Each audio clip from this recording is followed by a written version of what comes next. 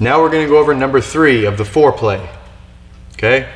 Number 1 of the foreplay was the north-south choke. Number 2 of the foreplay was when he turns into the person, into you, while you're trying to get the north-south choke. You can't get the north-south choke anymore. He defended it. This is what he did to defend. This is what you now do, is the darce. Now the darce, the way he's gonna get out of the darce is if he can keep his underhook while you try to go for that little armbar thingy. He keeps the underhook and he tries to get up on top of you and reverse the situation. We go to number 3. This way a little more. Yeah, good. All right, so I'm in control 1. Swivel around for the head. I want the head. He bumps onto his side. Boom. Okay, but now I start thinking the darce. And as I start thinking it and start to move my hand in, he's like, oh, I don't want to get darced. Let me try to continue with coming up and getting that single or whatever he's going to do and get on top. And this happens more than anything for control 1. This is what happens. This is what is always going to happen in control 1. So I'm just going to tell you right now that what I'm going to show you now is responsible for me tapping out the best guys in the world that I've ever tapped out, was with this submission. Multiple times, this submission has gotten me a tap on some of the best guys that you've heard of in the world, okay? Very hard to stop, very good setup, and here we go. This is it. I'm not gonna mention names. All right. That would be tacky. All right, chest to chest, boom. As I start going for this, he gets the underhook. And now I'm already prepared for number 3 or number 2. If he stays here, I'm ready to get on my knees here, come up and start going for that darce and fixing it up and making it pretty and then finishing with it. But I'm also prepared for number 3 right from the get-go, because sometimes they don't stop when they go on their side. Sometimes they go and bump up, boom. And now you have to be prepared for something. And this is what I'm prepared for. This finish right here, this open guard guillotine. Okay, you could do it with arm in or arm out. If you're quick enough, you can do it arm out. Marcelo pretty much only does this one, arm out. Sometimes he'll start it here, he'll release, re-grip, elbow up, shoulders down, finish. Okay, and that's fine. You could definitely do that. For some reason, for me, I think it's because I'm going for the darce and my hand's already under their armpit. I'm having crazy success with the arm in one. Okay, if you don't do the head, arm out one like Marcelo, as good as Marcelo, people get out, man. I mean, their head just slips. But if I have his whole arm and his head in here, it's a lot harder to get out because I have more of his body in here. Okay. The key with making this work on high level guys is two things. You have to be quick. There's no one quicker in the world than Marcelo Garcia with the grip. You have to be quick to the grip. So he was north-south. As they're turning, the grip is already there. Already made the fist, already grabbed the little chunk of meat here, already started getting the elbow up. So the grip is one. The second thing that's going to make it work, because this is how people get out of it, as he's coming up, my leg has to already be over his back. If I wait 1 second and he gets this arm around this leg so that I can't get it over his back, he's going to pass my guard on the way up. And these are the two things that are going to happen where you're going to lose it. You're going to either A, not get the grip as fast, or screw up the grip. You're going to grab fingers or whatever. The grip is this. Fist, grab that chunk of meat with your fingers, no thumb. Hook grip, boom. Okay, that's your guillotine grip. If your fingers are out, you will get them ripped off. Someone's gonna go to defend and they're gonna grab your pinky or they're gonna grab your ring finger. Make a fist, especially if you compete. Grab the chunk of meat. Don't grab your wrist, don't grab your forearm, grab your fist. You're gonna pull the wrist through. Okay, whether it's arm in or out, this is the same grip. And you have to get this grip quick. So here, I start with number 1 of the foreplay. Boom. He bumps onto his side with the underhook. I'm ready for number 1 or number 2. I'm sorry, I'm ready for number 2 or number 3 of the foreplay. If he stays still, I go right into number 2. If he doesn't stay still, I don't even think about number 2. I'm already ready. Boom, freeze. While he's on his elbow and his hip, I've already locked my grip. Whether it's under the arm or over the arm, it's already locked.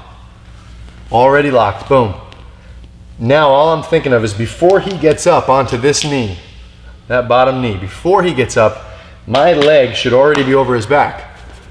So I'm already sitting and throwing this over before he gets up. If I wait 2 seconds and I do it as he's getting up or after, that's it. Jiu-jitsu is a game of millimeters and seconds, fractions of seconds. The best guys in the world are fractions of seconds quicker in the transition than even the good black belts. Okay? Let's do a different angle. I'm in control 1. I start going for the number 1. He bumps and turns onto his side. If he stays still, he gets Darced.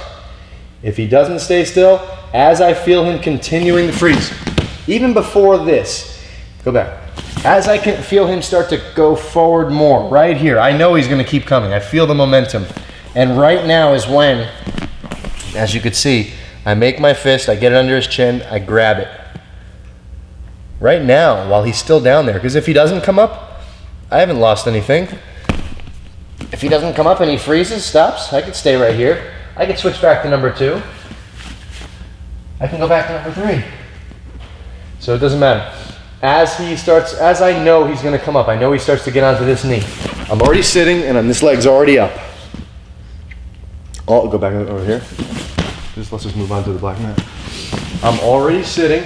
So before he even comes up, I'm already sitting. This leg's already up. There's no way he gets hold of this leg, pushes it down, and jumps over it for the pass because it's already up. Another detail, I am completely on an angle. I'm shrimped out on an angle. Let's just make you disappear.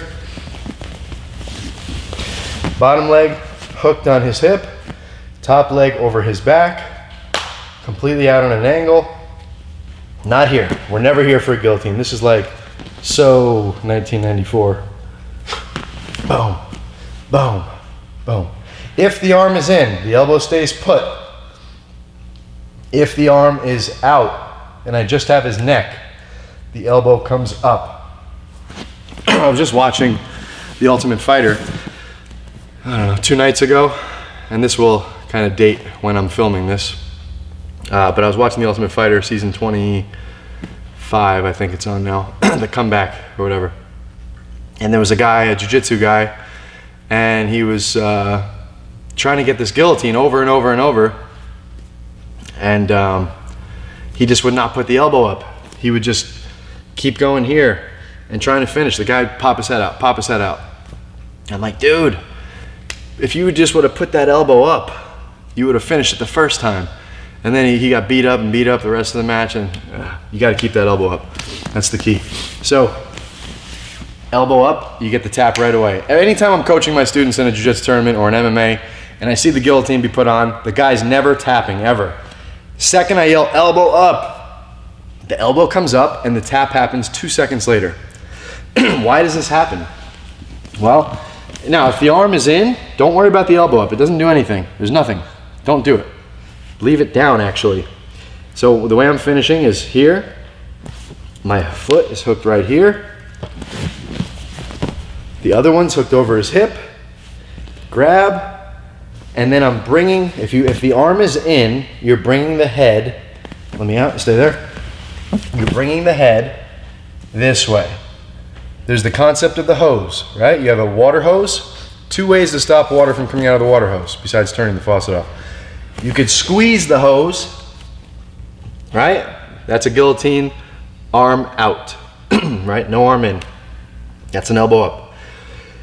Arm in guillotine is you crimp the hose. I could also take that same hose and bend it in half, and the water will still stop. The water indicates blood to brain. Here's crimping the hose. Pushing that down as I drive my wrist through. So we're crimping it. We're bending it. Okay, so that's the arm in guillotine. That's the finish. I push everything forward and I crimp him and I try to bunch him up. I try to make him do this. I pull his lower half in, I push his upper half down, and I fold him. Steady pressure. Show you the other side. Same exact thing. The finish is very important. If you're trying to arch up, his head pops out. Never arch up. It's steady pressure down. Everything's down. I'm pulling him and I'm pushing his head down, steady pressure. Again, if the arm is out and I just have this, grab the fist, butt still on an angle, elbow up. That's the key to this one. Elbow up. Don't let his head up. Keep your shoulder over his neck. Elbow up. Same thing. Fight over. There's the Marcelo grip. Elbow up. The higher you can get it on his trap, the better. You don't want it down here. What he's gonna do if he's smart is he's gonna try to make my elbow go down. He'll take this arm and he'll clobber it. Boom, yeah, if he can keep that elbow down, he's good. That's why it's gotta be here. Now if he reaches up, can't even reach it. If it was here though, boom. I know some of these lessons are getting long, but these are the tips, guys. These are the things that make it work. You have to do it this way. If you don't do it this way, you're not gonna get it on better guys. Okay, these are the little details, that elbow up, that crimp in the hose. These are the details that make it work on the better guys.